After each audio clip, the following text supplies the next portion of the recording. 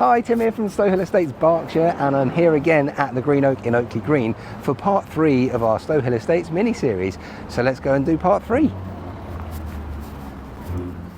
Hello and welcome back to Stowhill Estates Meets. Today I'm back in the horse box and I am joined by Emma Johnstone from Little Happy Sleepers. Thank you for joining us. Thank you for having me. Pleasure. Hopefully the horse box is to your satisfaction. I quite like it. Good. Well, it's a nice place to be. It seems to have a nice atmosphere to it, and it's not too chilly yet. No, we're good. Good. Despite the English weather doing its best. So, Little Happy Sleepers, talk to me about who you are, what you do. So I'm a baby and child sleep coach, working with families of newborns right through to about 8 or 9 years old. Mm-hmm. I'm really passionate about helping families understand why their child isn't sleeping. I think there's always a reason why. Mm-hmm. And working with families to empower them and support them to make age-appropriate changes to help their children sleep better. And as a result, the whole family sleep better. Love it. Yeah, well, yeah, I suppose it's a knock-on effect, right? It's definitely a knock-on effect, and I think we forget sometimes that sleep is sort of critical to everything we do. We've had a better night's sleep, better for our mental health, but also our physical health. We make better food choices, we make better exercise choices, we're more patient with our children, more patient with our partners, and generally we're better people after a better night's sleep. I know I am. I am definitely. Yeah. So how did you get into this area of work? What was your journey? So I used to work in commercial property, and then I had my first daughter. She slept fine, nothing to worry about. Then my second daughter came along, and she was a terrible sleeper. Right. And we got to the point where she was waking up every 40 minutes, all night, every night. And I've always been quite independent, thought I could sort it, and it got to the point where my husband was like, no, like, something's got to change. And I was quite resistant to getting help. Everyone I looked at seemed to suggest leaving her to cry, which didn't really sit particularly well with me. And eventually we found a lady who used much more gentle and responsive sleep coaching techniques. And we were quite amazed at making quite small changes to my daughter's sleep led to some quite big improvements, and within a fairly short period of time she was sleeping so much better.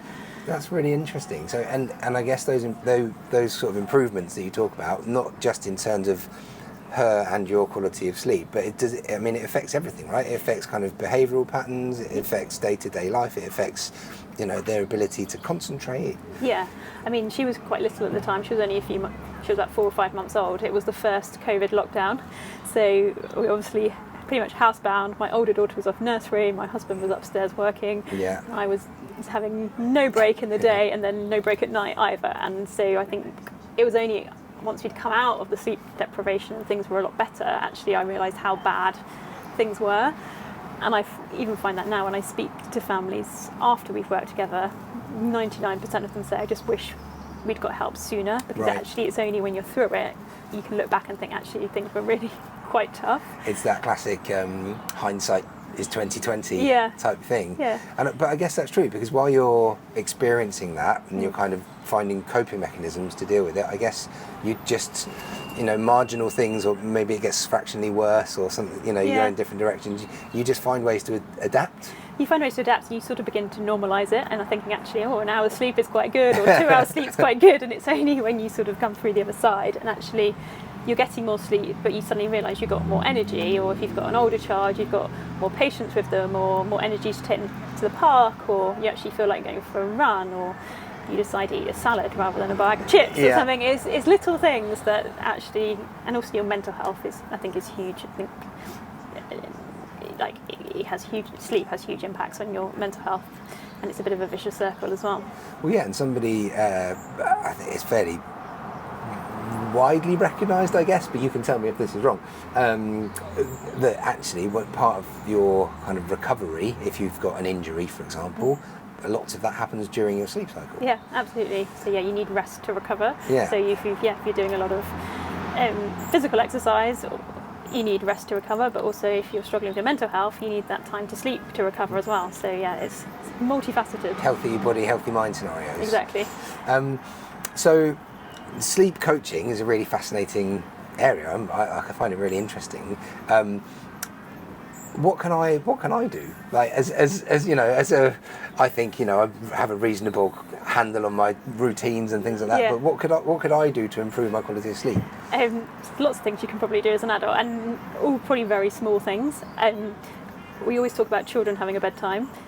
And if you say to an adult, what's your bedtime? Or what's your bedtime routine? They'll look at you and think, oh, I don't have a bedtime, I just go to bed. But actually having a consistent time to go to bed and a consistent wake up time, even at the weekends, can really help your body clock, and it helps how quickly and easily you settle to sleep and how well you sleep. So yes, it's fine to have a half an hour lie-in at the weekend, but actually if you can try and wake up roughly and go to bed roughly around the same time, that can really help your sleep. Eating well in advance of bedtime is another big one. I know for a fact that when I eat with my children at 6 o'clock, I sleep so much better than if I eat at 8 or 9 o'clock when my husband gets home from work. Other things to think about are obviously alcohol and coffee aren't the best things for sleep. Not saying don't, but just have an awareness that can impact your sleep. Fresh air and exercise are huge. Fresh air is brilliant for our body clock, so helping establish what time we fall asleep and what time we wake up makes us sleep better. And exercise, I mean, it's good for us in so many ways, but actually being physically tired at bedtime will help us sleep better and improve the quality of our sleep as well. Is there an optimum amount of sleep that most people should aim for? So as you get older, so for babies need about sort of 15, 16 hours sleep in a day. As you hit into the school age years, 9, 10, 11 hours sleep, and then teenagers fortunately need a bit less sleep and actually need to go to bed later, and that's actually a physical thing. Right. They need to go to bed later, and then into the adult years, 7, 8 hours sleep is probably about right. Everyone's slightly different, and some people can function really well on 7 hours sleep. Some people know that they need 9 hours sleep to feel good, but most people need about 7 hours, if not 8 hours sleep a night. Actually, I find this whole subject really interesting because if you asked me, are you a morning person? I would always say absolutely not. I'm terrible at getting out of bed in the morning, but once I'm awake, I kind of have to make myself go to bed. And that's probably not very healthy, and I recognise that. But that's, in my opinion, I've always been like a night owl. Right. That's kind of, is that a thing? It's a thing. Yeah. So your chronotype is genetic, and you're either typically a late person or a morning person, and it's quite. You can shift, but you naturally prefer the morning. And like some people are brilliant at getting up at 5 o'clock, going to do their exercise, starting the day much more productive in the morning, whereas other people are so much more productive in the afternoon and into the evening, and will find it hard to go to bed early. So knowing where you sit on that can really help, because actually if you've got something important to do, it's much better to do it at your sort of peak performance time rather than sort of trying to do it at 5 o'clock in the morning when you're a late bird. play to your strengths, exactly, as it were, rather than try and shoehorn it in. Yeah. Interesting. So, speaking of playing, talk to me about speed golf. Yeah, so it's an interesting one. Yeah. So I love golf. Yeah. I love running, but I love them for very different reasons. Golf's my time to catch up with friends, take things slowly, enjoy the sunshine. Hopefully, yeah. Running I do because it's just like I go out my front door, run for half an hour, I've done my exercise for the day, bam, and I feel so much better when I've exercised and got out. And I only took up running during COVID, and it's sort of escalated for me, and now it's quite a big part of my life. Yeah. A while ago, my daughter's golf coach suggested that I have a go at speed golf, because apparently not many people do golf and running. Probably for a good reason. Who knew? Yeah. So there's a speed golf is a combination of the two. It's how quickly you can play 18 holes with the least number of shots. Right. So you combine your two scores together. So you combine your running time and your number of shots, and that's your speed golf score. Yeah. It's quite a niche sport, shall we say? Not quite mainstream at the moment. No, and it's so I competed in my first event 2 weeks ago, which was a British Pairs Championships, which was actually really good fun. How did it go? It went quite well. Yeah. My partner, Di, was my partner, and we were the only female pair, so obviously we won the female. Well done. But it was really, really good fun, and it was a bit like doing a running event. You get like a real high at the end of it, and I said to my husband before I went, I'm just going to do this one, that's me done. And then I came away being like, maybe I'll do some more. You've basically created a rod free and back now, haven't you? Yeah, I mean, It's an interesting one. You don't really feel like you've played golf. You do feel like you've been for a run, but it's an interesting concept. But I want to play more golf, but I keep saying I don't have enough time because golf takes a long time. Yeah. Whereas actually, speed golf you do early in the morning, and by 8 o'clock you can have played 18 holes of golf and had a run. So no more excuses. That was going to be my question. Like, how speedy are we talking? So when I played at Sunningdale Heath, which is a slightly shorter course, we did 18 holes in 45 minutes. Good Lord. And I'm slower than that in a buggy. the championship one last 2 weeks ago was at San Martin's in Wokingham. Yeah, towards Prince Hampton's. And that was 62 minutes, and that was 5 miles we ran. Right. Apparently the course is only 4.5 miles, so that just shows you where we were hitting the ball on occasion. I believe in golfing terminology it's called regimental golf, isn't it? Left, right, left, right. Yeah, we're doing a bit of that. Yeah. We were doing pairs, It was good fun though. What a fun event though. And you have your daughter's coach to blame. Yeah. No, he is the champion, so I think he knew that was pretty safe, and he just was getting me along for some encouragement. But nice, it was good fun. And I'm like, I think when I first became a mum, it was hard to find time to do something for me, and I sort of became very all-consumed by my children, which I think naturally we do. But I think now they're getting a little bit older, and I'm finding time to sort of a bit more time for me. And I think it's really important to sort of challenge myself and push myself out of my comfort zone and try different things a bit. Well, and to find things that you enjoy. Yeah. And if you've got, if you love running and you love golf, why not? Why not? Yeah. So, coming back to kind of, I suppose, the business side of things a little bit, what does your kind of typical delivery mechanism look like? So, I guess you work with private clients. Do you have consultation processes? How does that work for people?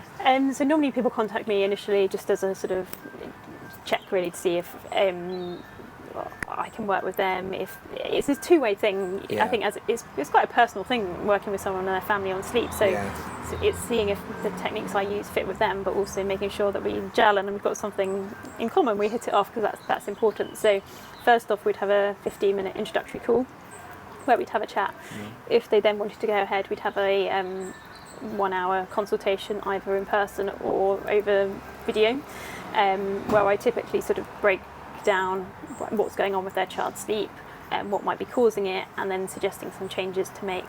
Prior to the consultation, I'd ask them to fill in quite a comprehensive questionnaire so I can build up a full picture of what's going on.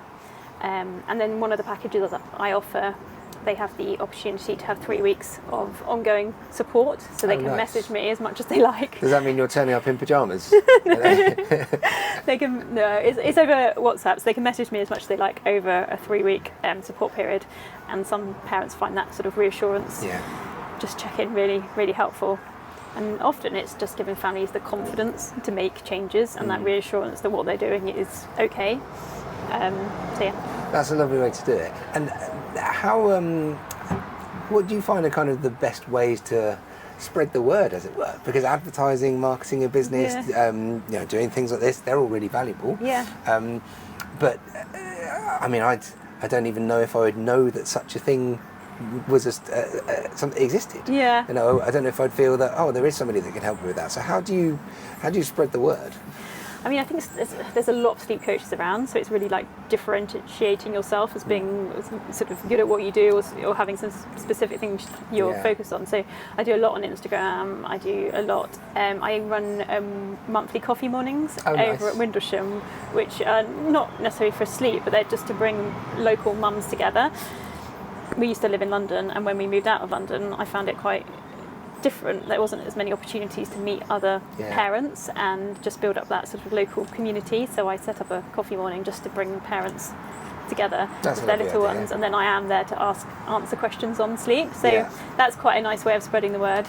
I've started going out and talking at schools and at corporates as well, because so many families struggle with sleep, and so that's another way to tap into slightly different market.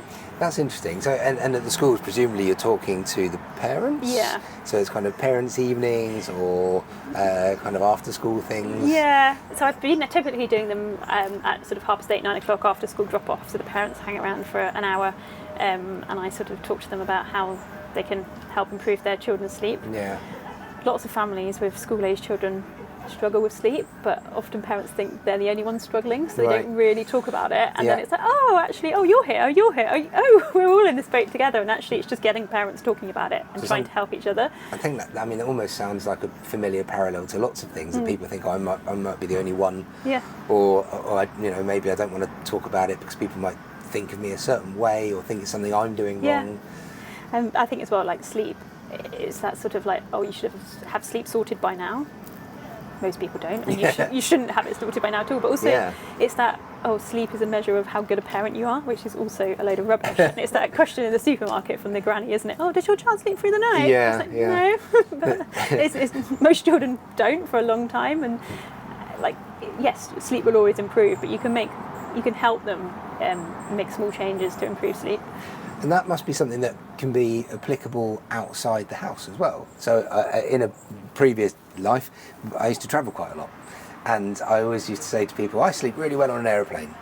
But, and I think that maybe it's some kind of deep-seated thing from when I was a baby and my mum used to put me in a car or, that type of thing. But travelling with kids can be quite daunting for a lot of people, depending on ages especially. But presumably this is something that you can apply to those types of things as well, to make holiday experiences or seeing family less stressful. Yeah, absolutely. And actually, if you get your child into a good sleep routine at home, and I'm not talking about a fixed, strict routine, I'm talking about a pattern to the day that works for you, and roughly the same thing every day. Often children sleep better when they go on holiday or when they go to stay away at friends' houses, because you're doing exactly the same thing, and they begin to associate that reading a book, getting in their sleeping bag, having a cup of milk equals bedtime. And if you do that wherever you are, it triggers exactly, and the brain thinks, it's sleep time. I'm not saying always, but a lot of the time it can really help. That must be such a relief for some people. Because I think there's always that sense of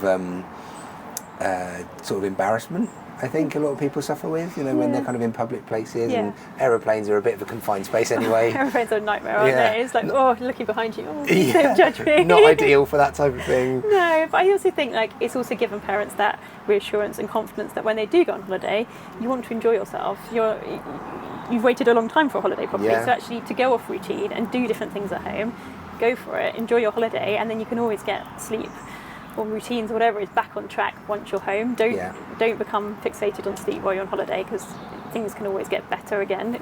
So don't kind of enjoy compromise yourself. your enjoyment. It's important. Cut yourself some slack. Definitely. I guess. So work aside, it's always nice to find out kind of what makes people tick and what they enjoy. And you're a big sports fan. We know from the speed golf chat.